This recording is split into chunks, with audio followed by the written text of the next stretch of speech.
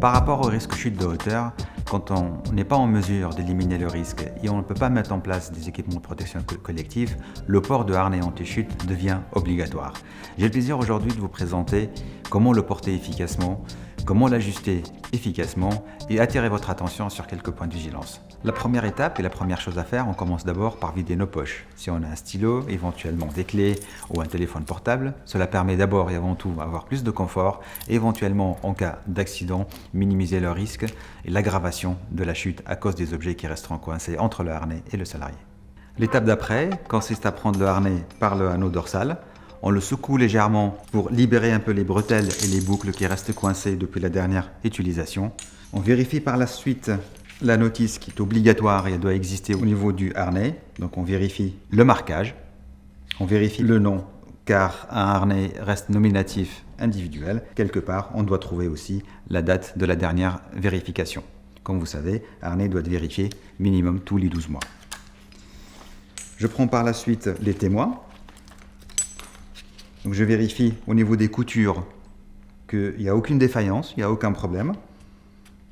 Toutes les coutures, donc on regarde et on prend le temps de les écarter pour voir que tout est mis en place.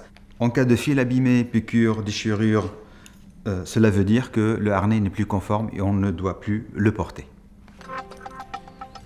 Donc on prend par la suite au niveau des épaules, on l'écarte légèrement et on l'enfile comme un sac à dos des deux côtés. Je commence d'abord au niveau des cuissards.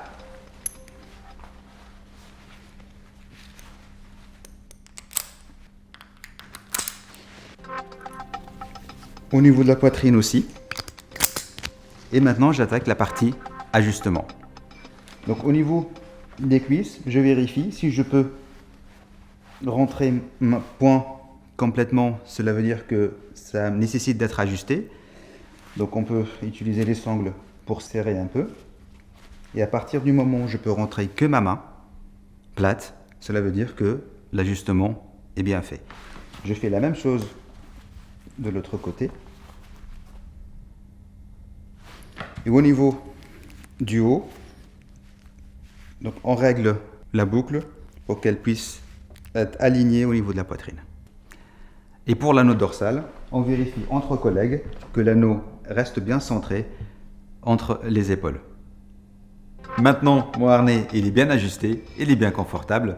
Je dois penser aux autres équipements de protection individuelle, le casque adapté aux chutes de hauteur que je fixe convenablement, je mets bien ma jugulaire et je pense aux autres risques, éventuellement risque bruit et oculaire. Et voilà, je suis prêt pour attaquer ma tâche.